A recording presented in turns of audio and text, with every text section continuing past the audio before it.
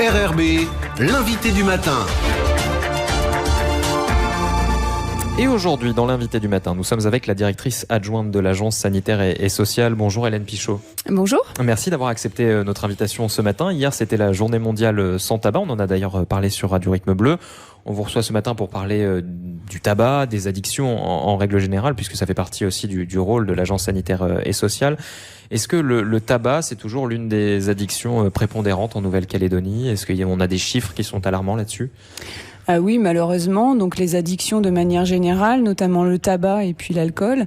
Il faut savoir que presque la moitié des jeunes de plus de 13 ans ont déjà fumé, ont déjà expérimenté le tabac, que un adulte sur deux, dans notre dernière enquête de 2015, déclarait être actuellement fumeur, avec plus de 80% des adultes qui avaient déjà fumé dans leur vie. Donc c'est vrai que le tabac fait encore partie de la vie des Calédoniens, malheureusement. Par rapport à la métropole, ces chiffres, ils sont plus élevés. Vous arrivez à les comparer par rapport à des situations comme la métropole ? Oui, on a des chiffres élevés en Nouvelle-Calédonie, notamment chez les jeunes. Quand on compare les pays de la zone Pacifique, la Nouvelle-Calédonie est en tête de tableau. Est-ce que les addictions touchent tout le monde, tous les milieux, toutes les tranches d'âge, ou parce que vous mettez vraiment l'accent sur les jeunes ? Alors oui, malheureusement, tout fait que tous les jeunes peuvent être touchés. L'effet du groupe, la transmission de cette notion que la cigarette va permettre de faire du lien avec les autres, et j'appelle les parents à être très vigilants. Un jeune qui est vraiment, je vais pas dire surveillé, mais pour lesquels les parents sont attentifs à ce qu'il fait, qu'est-ce qu'il fait dans son temps libre, quels copains il côtoie. C'est un jeune qui va moins aller vers l'alcool et le tabac moins tôt, et donc quand on y va moins tôt, on est plus armé pour faire des choix, pour savoir quand s'arrêter, notamment de boire. Et puis il y a tous les effets marketing, donc notamment en ce moment la grande mode, c'est la cigarette électronique jetable pour les jeunes.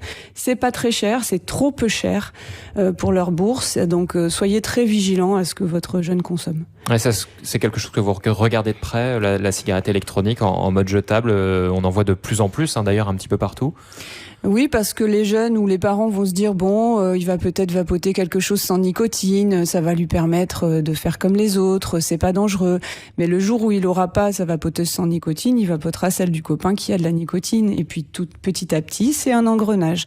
Toutes les addictions sont un engrenage, on y rentre par un biais. Donc le biais, ce qu'on a vu chez les jeunes, c'est que c'est très souvent sur la cigarette l'entourage amical.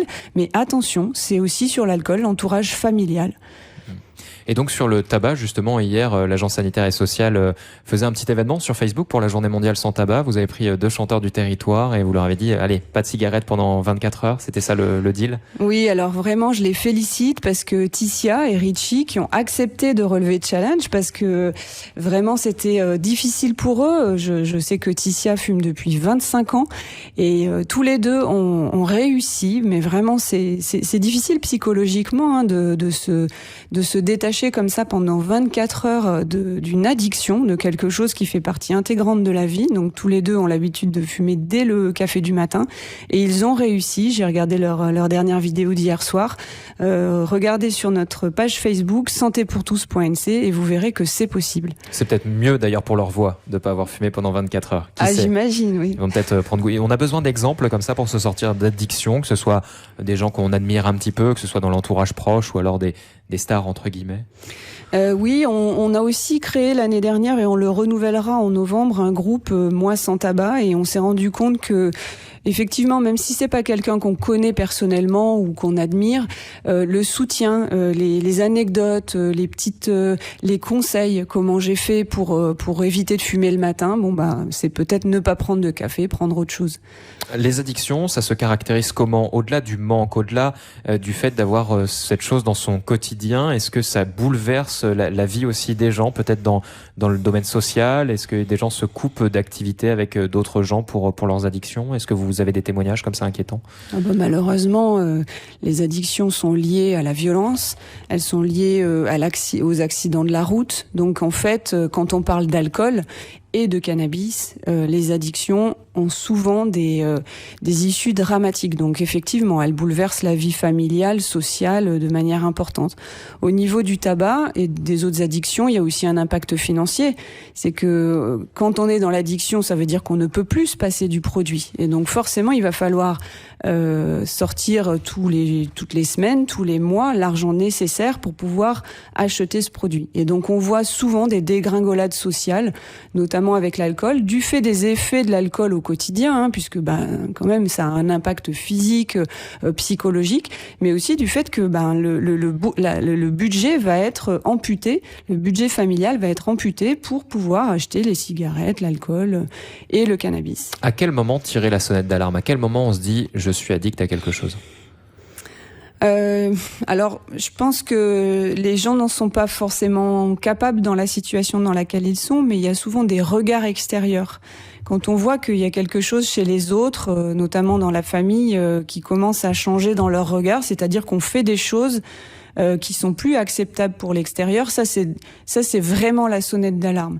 Mais c'est vrai que nous, on a tendance à l'Agence sanitaire et sociale à rappeler à la vigilance.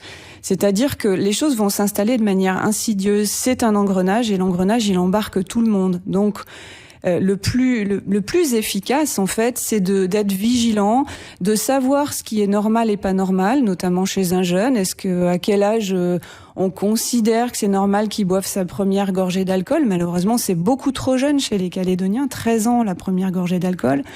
Et puis faire attention à ce que l'entourage amical de son jeune n'amène pas à consommer des produits trop jeunes.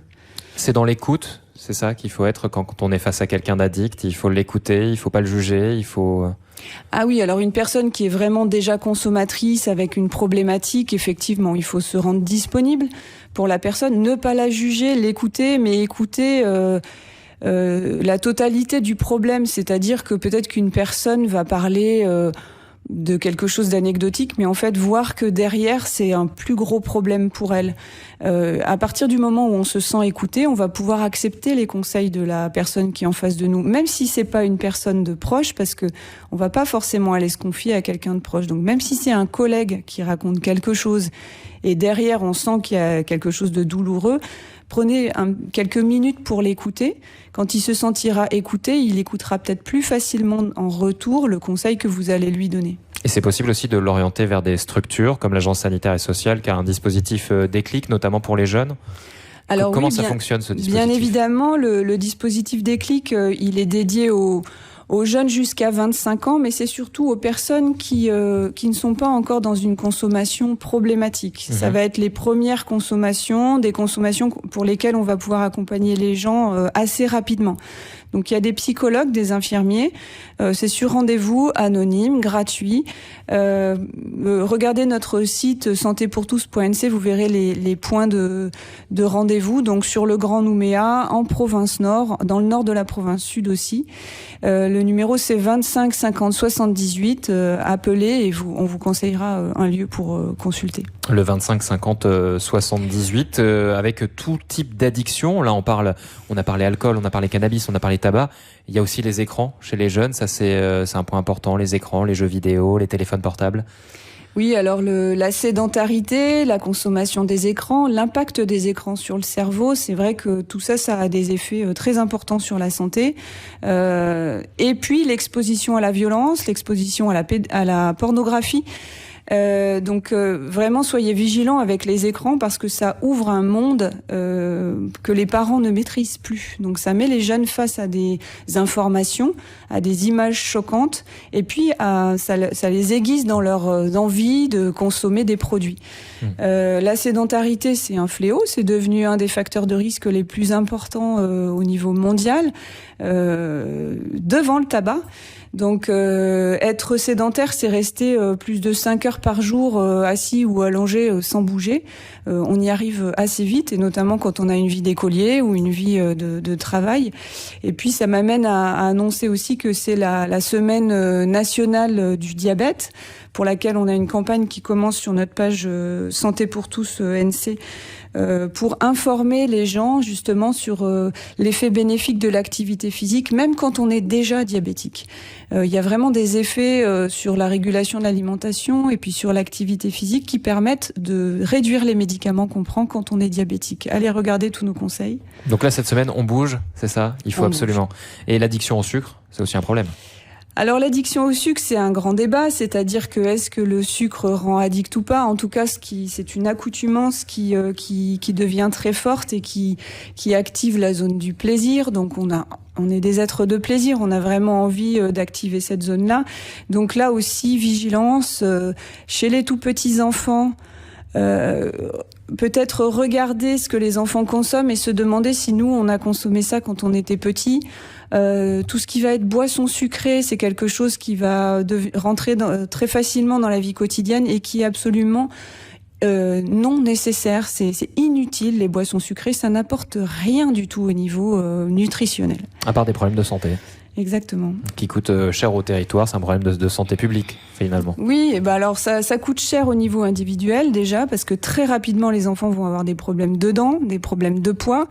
Et puis après, effectivement, sur la balance, ça coûte très cher au territoire, puisque le diabète, c'est plus de 15 000 adultes qui sont diabétiques en Nouvelle-Calédonie. C'est des traitements très coûteux, ça amène à l'insuffisance rénale qui coûte aussi très cher, les maladies cardiovasculaires. Et puis surtout, quand on est diabétique, on a une espérance de vie qui baisse de 6 ans. C'est beaucoup.